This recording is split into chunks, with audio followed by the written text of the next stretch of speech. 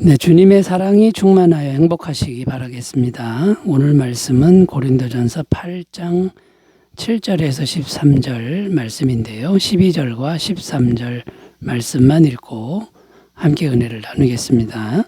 이같이 너희가 형제에게 죄를 지어 그 약한 양심을 상하게 하는 것이 곧 그리스도에게 죄를 짓는 것이니라.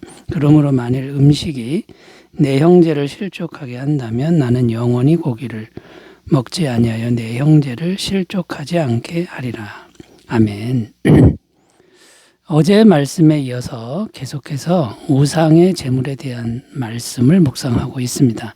고린도 교인들이 바울에게 질문한 신앙적인 문제 중 두 번째 질문입니다.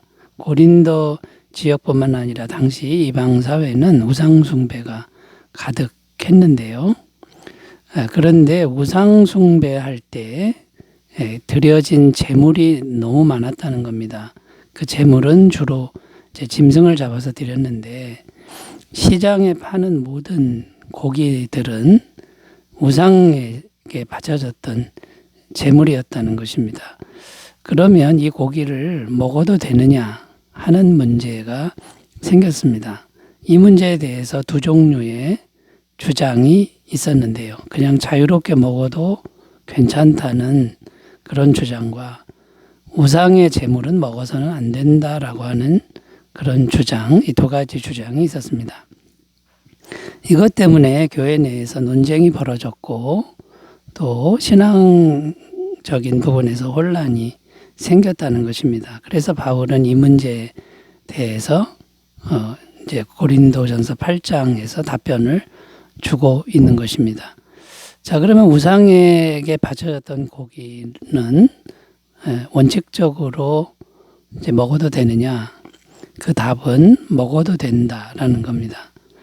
8절 읽어보면요. 음식은 우리를 하나님 앞에 내세우지 못하나니 우리가 먹지 않는다고 해서 더 못 사는 것도 아니고 먹는다고 해서 더 잘 사는 것도 아니니라.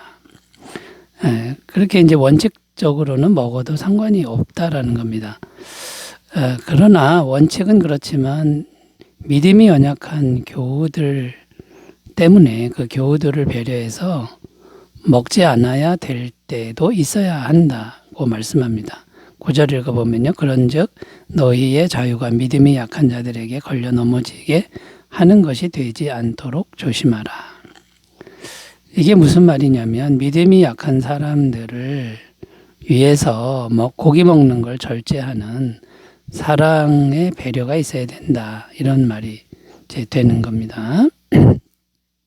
자, 그런데 문제는 무엇이냐? 어떻게 해야 믿음이 약한 사람들을 배려하면서 신앙의 자유를 잘 누릴 수 있는가? 이제 이 부분을 생각하려고 하는 겁니다. 이 구원받은 그리스도인은 고기를 먹어도 되고 안 먹어도 됩니다. 그러니까 이걸 그리스도인의 자유라고 하는데 이 자유를 사랑할 때 함부로 사용하면 안 된다는 겁니다. 잘 사용해야 된다.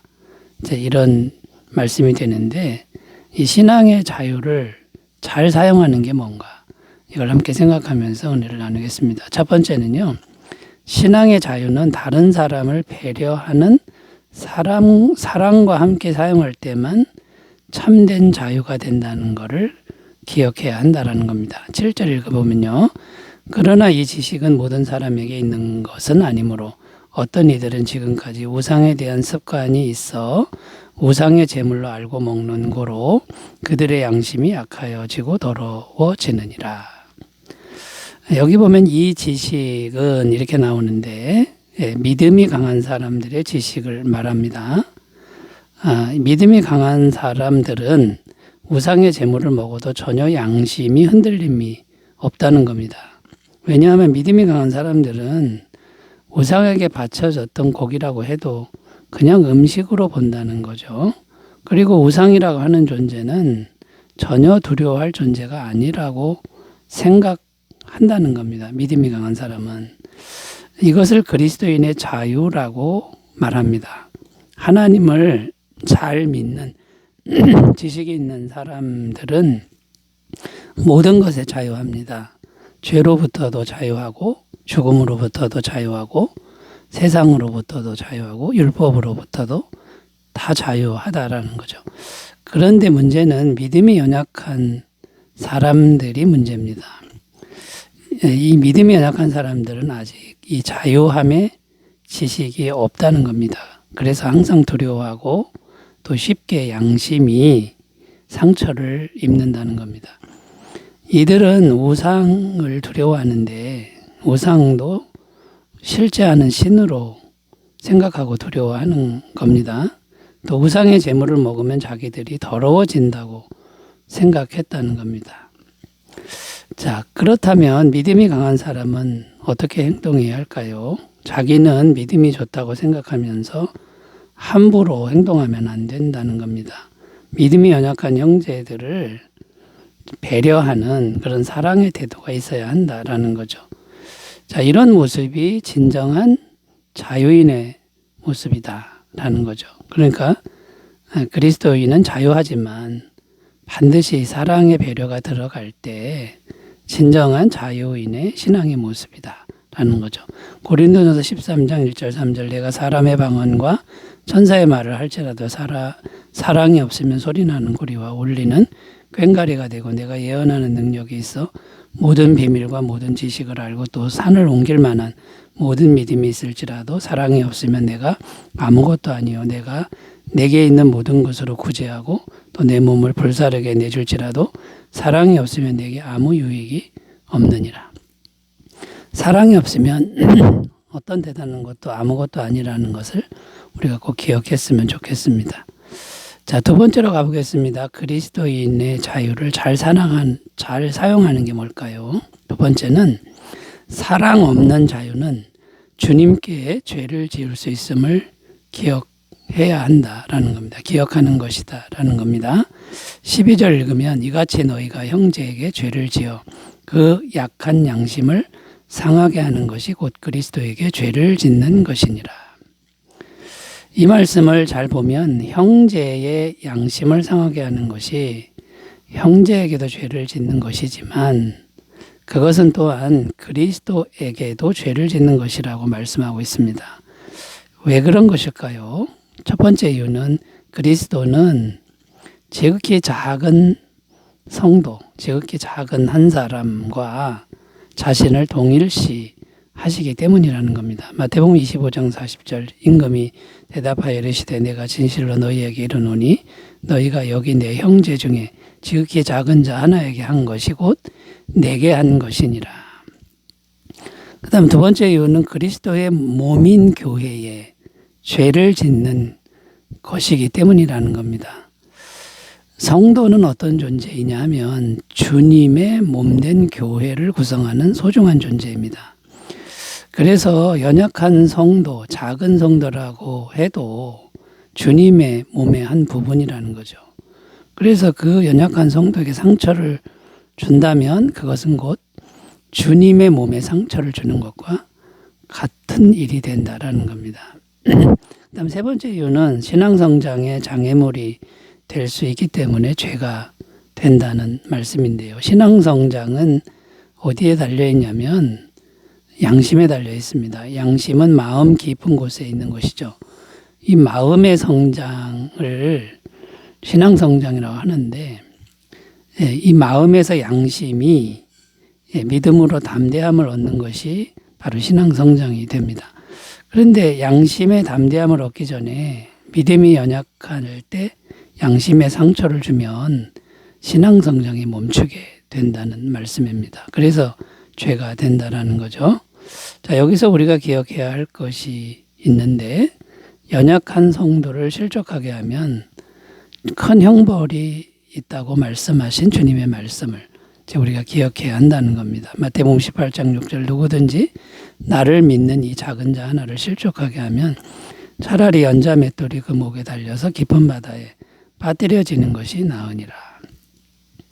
자, 세 번째로 가겠습니다. 그리스도인의 자유를 어떻게 잘 사용할 수 있을까요? 세 번째는 사랑 때문에 신앙의 자유를 포기할 줄 알아야 진정한 신앙인 것을 알아야 한다라는 겁니다. 13절 읽습니다.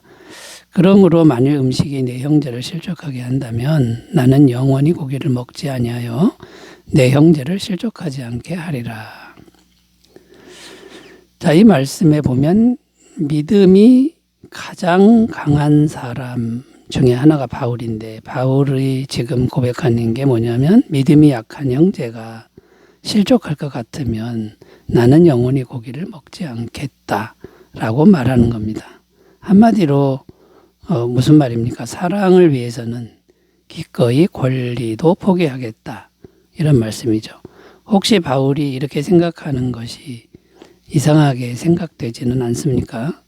권리가 있으면 당연히 누려야지 왜 포기하느냐 하는 생각이 들 수도 있습니다. 그런데 바울의 이런 모습, 사랑 때문에 권리를 포기하는 이런 모습은 예수님의 십자가 사랑의 모습과 같은 모습입니다. 우리 같은 죄인들을 위해서 하나님의 권리, 전능하신 권리를 다 포기하셨습니다. 빌립보서 2장 6절 8절 그는 근본 하나님의 본체신 하나님과 동등됨을 취할 것으로 여기지 아니하시고 오히려 자기를 비워 종의 형체를 가지사 사람들과 같이 되셨고 사람의 모양으로 나타나서 자기를 낮추시고 죽기까지 복종하셨으니 곧 십자가에 죽으심이라.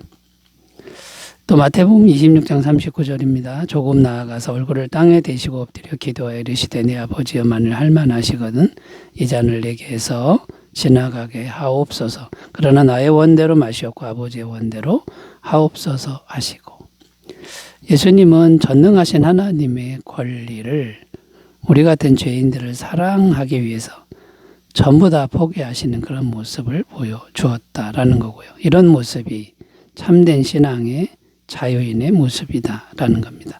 자, 그렇다면 우리도 주님을 본받고 바울을 본받아서 자기 권리를 포기할 줄 아는 그런 믿음으로 나아가야 될 줄로 믿습니다. 마태복음 16장 24절 이에 예수께서 제자들에게 이르시되 누구든지 나를 따라오려거든 자기를 부인하고 자기 십자가를 지고 나를 따를 것이니라.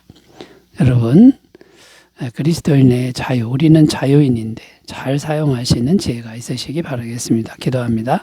하나님 아버지, 성도의 자유를 사랑으로 잘 사용하게 하옵소서. 예수님의 이름으로 기도드립니다. 아멘. 좋은 하루 되시기 바라겠습니다. 감사합니다.